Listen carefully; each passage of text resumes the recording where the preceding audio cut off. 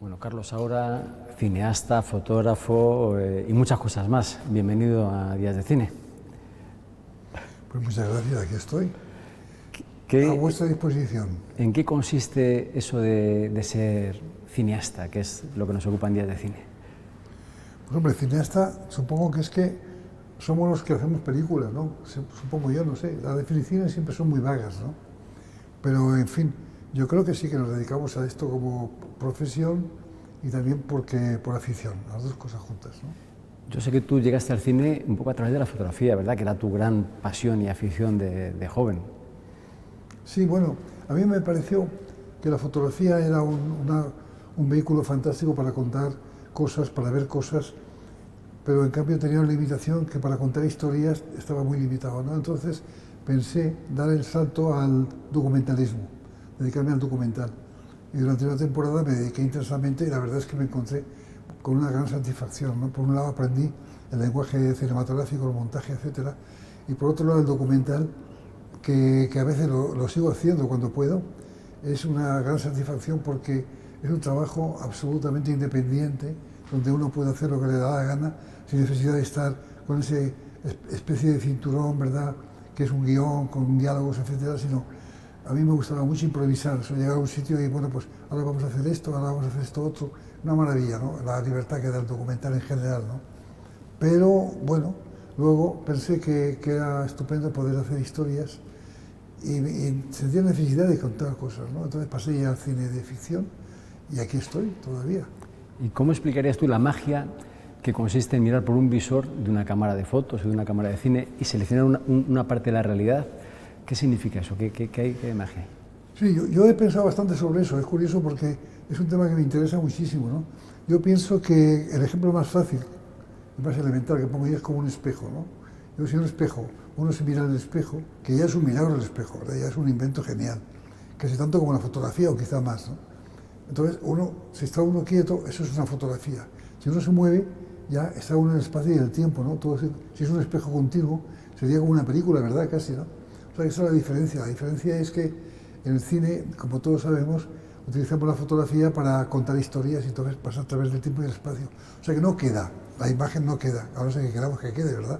En cambio, la fotografía es una cosa estática, maravillosa por otra parte, ¿no? Porque en la fotografía es un gran invento porque por primera vez el ser humano consigue guardar su pasado, porque hasta entonces era imposible, ¿no? Había pintores, ¿verdad?, que pintaban más o menos bien la realidad o más o menos amañada, pero desde el invento de la fotografía, uno lo que hace al disparar un obturador o un móvil o lo que sea, ¿no?, lo que uno obtiene inmediatamente que lo mira es el pasado, algo que nunca más se va a repetir, lo cual es mágico, ¿no? O sea que uno puede tener toda tu vida, ¿verdad?, a través del tiempo, fotografiada, y te puede servir si quieres, para evocar momentos determinados de tu familia, de los paisajes que has estado, de lo que quieras, ¿no? O sea, es un invento absolutamente que ha cambiado la vida de las personas, ¿eh? O sea que una cámara es un elemento de magia total. Bueno, hay una magia siempre aplicada a una técnica, ¿no? O sea que es muy, muy interesante. O sea que hay una relación entre la ciencia y eso que llamamos arte, que no sabemos muy bien lo que es, una relación muy, muy curiosa, ¿verdad? Porque conforme avanza la técnica, también avanzan las posibilidades que tenemos de expresar las cosas, ¿no? O sea que ahora mismo con las cámaras digitales, o las cámaras digitales no solamente de fotografía, sino de cine, es una facilidad enorme, ¿no? Antes era un trabajo espantoso, ¿verdad? Uno rodaba, pasaba por el laboratorio, veía lo que había hecho, de repente se equivocaba, aparecía un micrófono, esas cosas, ¿no?, muy elementales, ¿no? Había que repetir la escena, en fin, no sé. Bueno, todo eso ahora lo ves inmediatamente en una pantalla, estás rodando con una pantalla al lado y estás viendo lo que estás haciendo, ¿no? Y tú construiste tu primera cámara, creo. Bueno, yo he sido muy manitas, ¿no? A mí me gusta mucho la fotografía, pero no solamente la fotografía, hacer fotografías, ¿no?, sino construir cámaras, trabajar con objetivos diferentes, montarlos, desmontarlos. Todavía sigo con eso, ¿eh? Tengo montones de objetivos, ¿verdad?, que voy comprando por ahí, en los rastros, en todas partes del mundo, y los arreglo, los reparo o los desmonto, vamos, y no me sirven para nada. Entonces, es un trabajo que yo pienso que es muy importante en la vida, hacer también trabajos manuales, o sea, utilizar las manos.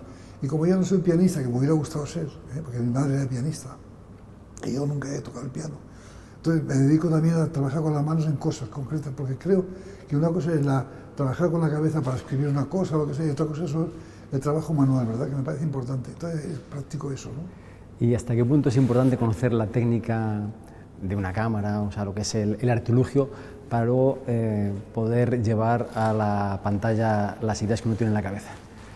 A mí eso me ha parecido siempre muy fácil, es curioso, ¿no?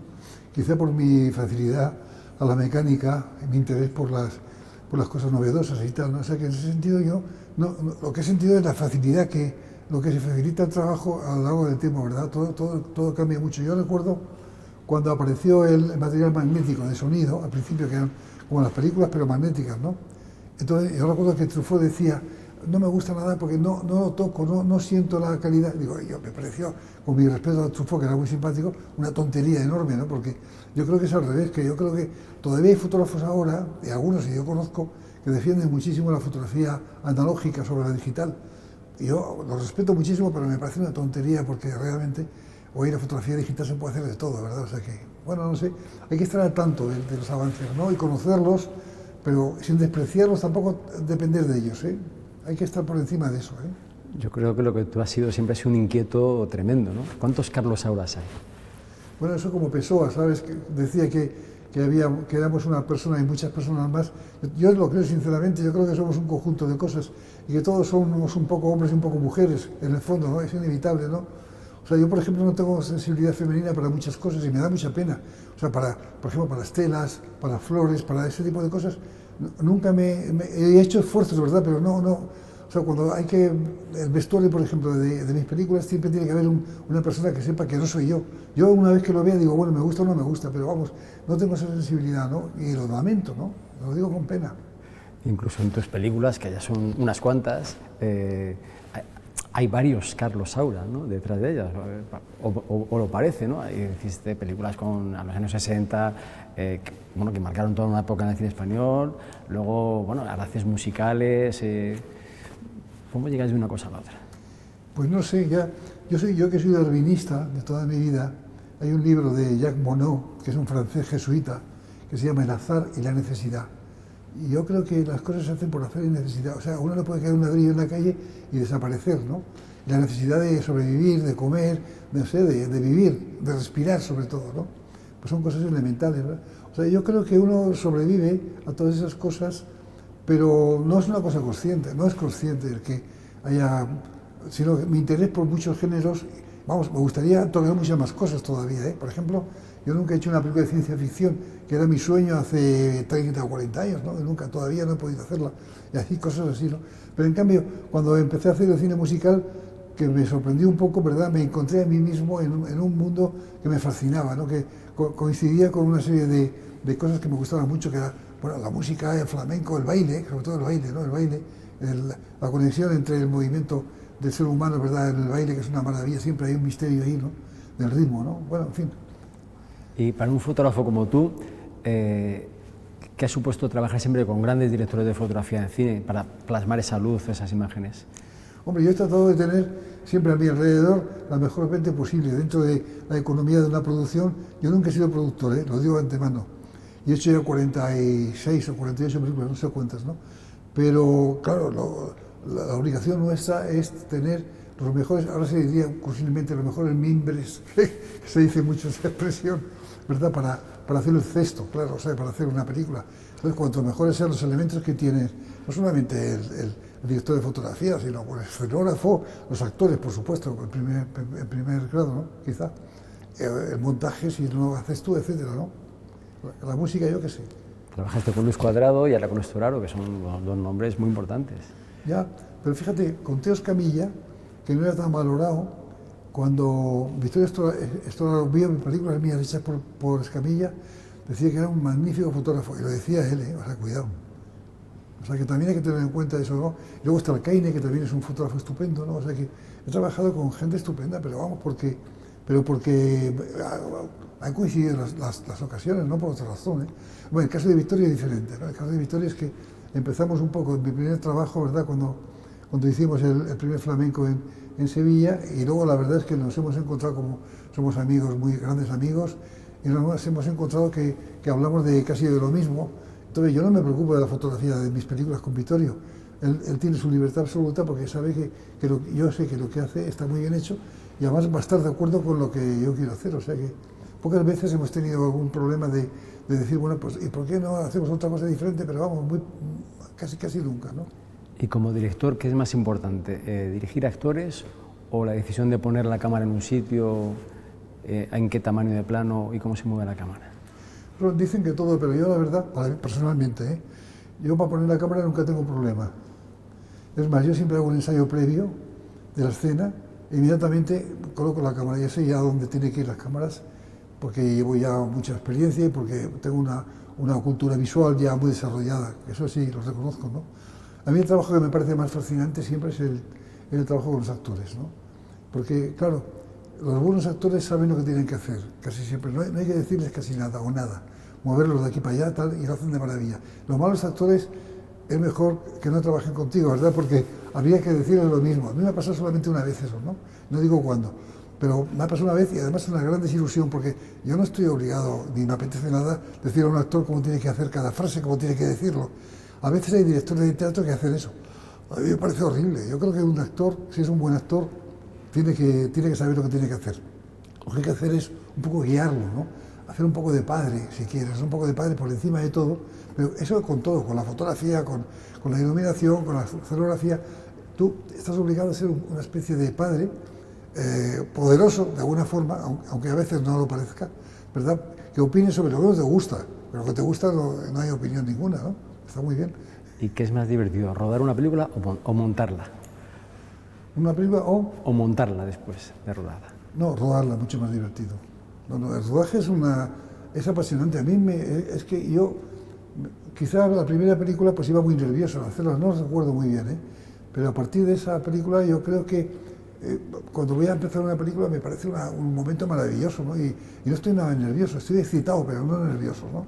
Con muchas ganas de continuar y lo que me duele muchas veces es esta incontinuidad que hay o discontinuidad que hay en los rodajes, que eso yo aprendí con La caza, cuando hice La caza, me obligué absolutamente a hacerla por orden de guión. Después de una experiencia con Llanto por un bandido, donde me destrozaron la película. Dije, no, a partir de ahora yo voy a controlar todas mis películas, ¿no? Y es lo que estoy intentando. Desde entonces he intentado controlar todo, o sea, que no se me escape nada, ¿no? Hombre, si se me escapa es porque ya no puedo controlar todo absolutamente, que es imposible. Es imposible total, ¿verdad? Pero lo que es muy hermoso es ver, cuando rodas por orden de guión, es un poco como en el teatro, ¿de acuerdo? O sea, que vas viendo cómo va avanzando la película, ¿verdad? Cómo los actores se van haciendo, se van encontrando a sí mismos, ¿verdad? Y van haciéndolo cada vez mejor. Eso pasa en el teatro también, ¿no? Es muy atractivo. Esa forma de rodar por orden de guión es estupenda. La mayor parte de las veces es imposible, ¿no? Has comentado el caso de Llanto por un bandido, que te la masacraron y no fue la película que tú querías hacer, y eso te llevó a querer tener el control. ¿Qué es ser un autor? ¿O existe eso de ser un autor en el cine? Nunca me he preocupado de eso. Me importa un pepino. A mí, en una época en España donde decían que el cine de autor era una cosa horrible y espantosa, tuvo una reacción diferente, había que hacer un cine más divertido, más entretenido, más a la moda actual. Yo siempre he pensado que era un error total decir eso, porque si no eres autor de lo que estás haciendo, ¿qué eres? No eres nadie, ¿no? O sea que es una tontería. Hasta la peor película hay un autor, ¿verdad?, que está haciendo eso, ¿no? Y que es el responsable, ¿verdad? Que es una pregunta un poco tonta, ¿no? No, yo nunca me he sentido demasiado autor tampoco, no. Yo soy yo, ¿verdad? Y he tratado de hacer mis películas de acuerdo con lo que me gustaban más en cada momento, de una forma muy sencilla, ¿no? Si me gustaba un tema, decía que sí. Si no me gustaba, he dicho que no. Si me gustaba, me ofrecían una película que me parecía que no estaba, que yo no podía con ella, he dicho que no, igual que me pasa con el teatro, con otras cosas, ¿no? ¿Y por qué crees que la gente tenía esa opinión, que yo sé que a ti no te gusta, que tus películas aquellas de los años 60, desde La caza a Mamá cumple 100 años quizás, las decían que eran películas metafóricas, cosa que yo sé que tú no estás de acuerdo? Bueno, metafóricas todavía sí, pero simbólicas no. Lo que me decían era que había todo lleno de símbolos que los inventaban la mayor parte de los críticos o otras personas, de verdad, que no existían esos símbolos, ¿no? Pero metáforas sí, porque claro, yo he trabajado mucho sobre un tipo más imaginativo, ¿no? Yo ya, cuando hice ya La caza, ya llegué a la conclusión de que a partir de entonces el cine que tenía que hacer pocas veces podía ser, digamos, realista en el sentido de documentalista, ¿no? Aunque he hecho luego alguna película que se acerca a eso, ¿verdad? Pero vamos, En principio pensaba que la imaginación era mucho más poderosa que la realidad inmediata, por llamarla así, ¿no? Entonces pensaba que en el cine había tres grandes directores que eran Bergman, eran Fellini y eran Buñuel, que estaban trabajando en ese mundo y que yo quería trabajar en ese mundo, ¿no? Un mundo más imaginativo, donde la realidad era mucho más compleja de lo que se podía pensar, donde estaban los sueños, estaba el pensamiento, estaba el futuro, estaba lo que uno podía elucubrar, en fin, no sé, un mundo mucho más amplio, ¿verdad? Y mucho más interesante. Si tú hubieses podido trabajar con uno de esos directores, Bergman, Fellini y Buñuel, trabajar para aprender o colaborar con ellos, ¿con quién te hubiese gustado? ¿Con los tres? Pues hombre, yo creo que con el que hubiera sido más difícil trabajar es con Fellini, porque tiene una imaginación calenturienta, muy tan mediterránea, para mí a veces excesiva, ¿no? A veces ha hecho cosas maravillosas, ¿verdad? Pero a veces demasiado. En cambio, es curioso, estoy mucho más cerca de Bergman, que parece que es una cultura tan diferente, ¿verdad? Pero es por la exactitud de las cosas, es una maravilla Bergman, ¿no? Algunas películas son, Persona, por ejemplo, es una película extraordinaria, ¿no? No sé, pero luego estoy más cerca en el fondo de Buñuel, porque es una imaginación mucho más española, basada un poco en toda la cultura española, ¿verdad? Sobre todo en la Edad de Oro. Él era un experto en eso, la gente no lo sabe. Hay pasajes de Criticón que son muy parecidos a imágenes suyas, ¿no? De Gracián, o sea que es curioso, ¿no? O sea, y Buñuel era un hombre muy culto, mucho más de lo que la gente piensa. La gente piensa que no era culto porque era aragonés, y este burro aragonés, pues nada, de burro nada. Aragonés sí, pero de burros nada. Estudió en los jesuitas y sabía mucho de muchas cosas. No, sabía mucho de todo, de religión sabía muchísimo, pero no solo de religión, sabía otras muchas cosas, claro, había participado en tantos movimientos, ¿verdad? Había sido, bueno, que te voy a contar. ¿Y a ti, qué película de la historia del cine te viene en la cabeza que dices, joder, que te guste especialmente?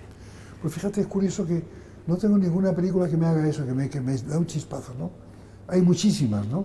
Pero una sola no sería capaz, sinceramente te lo digo, no soy capaz.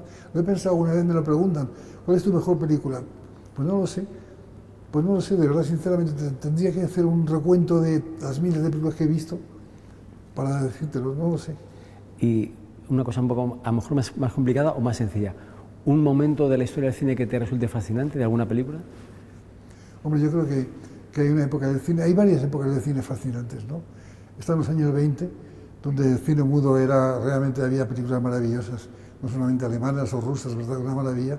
Y luego hay una época, pero quizá por mi nostalgia, ¿verdad? De los años 60, 70, donde había muchas películas, sobre todo incluso en los 40 o 50, donde en España llegaban muchas películas americanas, que luego el Cahiers du Cinéma las ha descubierto cuando yo ya las veía de niño, ¿verdad? Que se han quedado en mi cabeza, ¿no? De alguna forma es una época de esplendor, de un cine americano, pues ahora algunas de esas películas realmente no me interesan nada, ¿no? Pero te digo, como más preguntas esa, pues sí. Pero bueno, no sé. Yo creo que hay épocas, es curioso, ¿no? Cuando han convivido, de verdad, cuando han convivido, lo que contábamos, ¿verdad?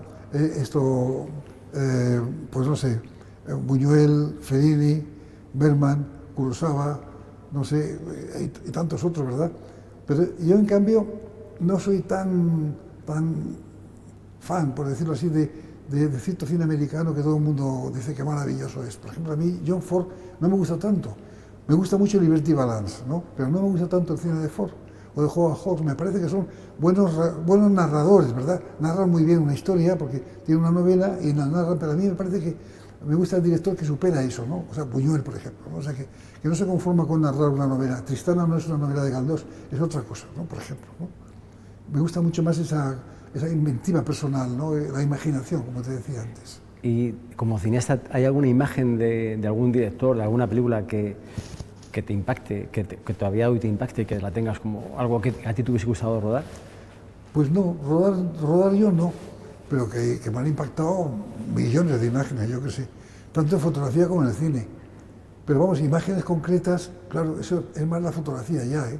Hablamos de fotografía mucho más que de cine. Ahora, si es un recorrido a lo largo de una película, pues ya te digo, hay tantas películas que uno, si eso está claro, uno no ha nacido de repente, ¿verdad? Uno es el producto de muchas cosas, y no solamente de muchas películas, claro, las que hacemos cine, ¿no?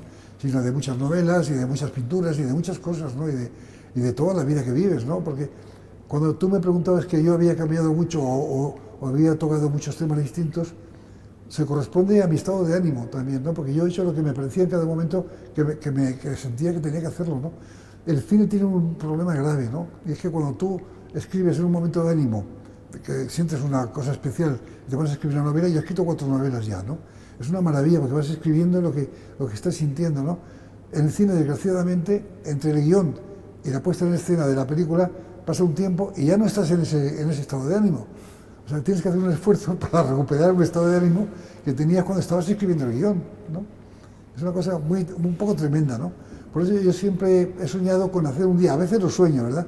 Con hacer un día una película inventada sobre la marcha, totalmente inventada, ¿no? O sea, que llegar a un plató de tener todos los medios, ¿verdad? Actores, todo. Y decir, ¿y ahora qué vamos a hacer? Pues mira, vamos a hacer una historia, mira, resulta que aquí está Juanito, que tenía que marcharse no sé, a Estados Unidos y se ha quedado en el camino. Bueno, no sé, no te digo una historia, pero en fin, repetizar una historia, ¿verdad? Irlo haciendo y irla cambiando.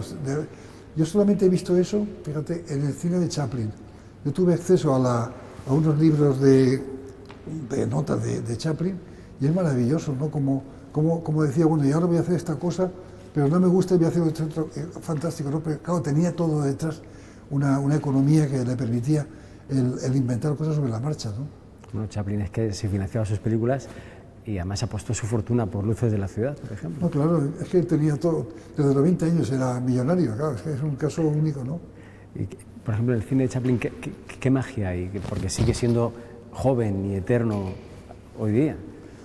Bueno, en el cine de Chaplin hay de todo, ¿verdad? Hay películas que son maravillosas y otras que están muy bien, ¿no? Y siempre ingeniosas, siempre hay un ingenio, ¿verdad?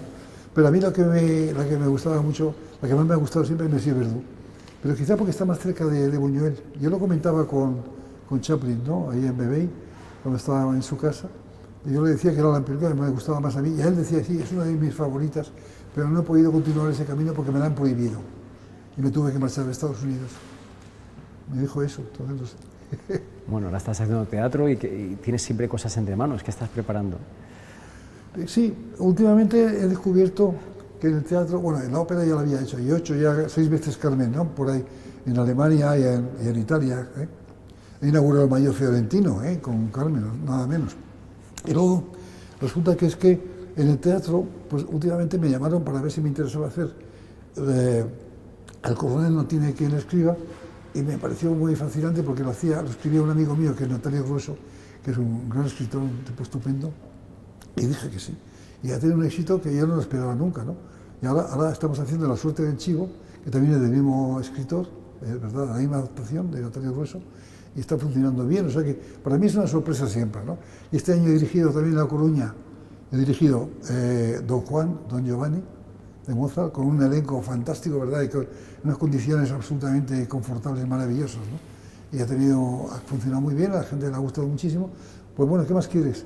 Si eres guapo y eres rico, ¿qué más quieres? Federico. ¿Hay algún actor de la historia del cine que es lo que te hubiese gustado trabajar por pura mitomanía? Oye, hay muchos. No, hombre, trabajar con Robert De Niro hubiera sido una maravilla, ¿no? Con gente así, ¿no? Pero la verdad es que en España también he trabajado con la gente que a mí me parecía mejor, ¿no? O sea, que tampoco te creas tú que daría mi fortuna, ni mi vida, por trabajar con un actor americano, ¿no? Si es posible, sí, pero si no, no. No, yo he sido amigo de Paul Newman, ¿no? Porque era también amigo de Robert Altman, y en una de las películas de él trabajaba Paul Newman, y era un tipo muy majo, estupendo. Entonces ahí aprendí esto que te contaba antes, ahí aprendí que un buen actor sabe perfectamente lo que tiene que hacer, por lo menos en Estados Unidos. Aquí ya no sé, aquí hay de todo, un poco, pero sabe perfectamente, o sea que no tienes que decirle nada, al contrario, te da más cosas de lo que tú has pensado, y eso es lo que tú pides a un actor, ¿no? Que te ofrezca más posibilidades, que no que te quite cosas, ¿no? Y ya te digo, yo veía que los actores americanos que trabajaban con Altman todos sabían perfectamente lo que tenían que hacer, y Altman no tenía que decirles, más que ponte allí o vete allí, pero cosas menores, ¿no? Pues, ¿y películas tienes entre manos? Bueno, estoy terminando ya el musical que he hecho este año en México, que se llama El Rey de todo el mundo. ¿Y tú qué te creías? El Rey de todo el mundo, pues ya sabes, bueno. Y que ha sido una experiencia muy bonita, como siempre los musicales es una experiencia preciosa, porque ya no dependen de ti, ¿no? Depende de la gente que tengas delante, de los bailadores, los bailarines y de los que cantan. Es una maravilla, ¿no? Porque tú estás ahí un poco como un muelle, ¿verdad? Bien, a mí por eso me gusta mucho el musical. Una vez que tiene la estructura y que todo más o menos funciona, estás viendo lo que está pasando, un poco como en el teatro, que es muchísimo más cómodo que el cine, claro. En el teatro es una... Yo comprendo que Bergman se dedicara en sus últimos años al teatro y a la ópera, porque claro, es que es mucho más confortable. Y claro, estás sentado en un sitio, estás en un plano general y estás dirigiendo todo. En el cine tienes que estar ahí metido dentro de la cámara, venga a la derecha, a la izquierda, venga, acércate, no, el foco no, no sé qué, el tal, pues no sé, todo es mucho más complicado, ¿no? Pues muchas gracias, Carlos Saura. Nada, que te vaya bien.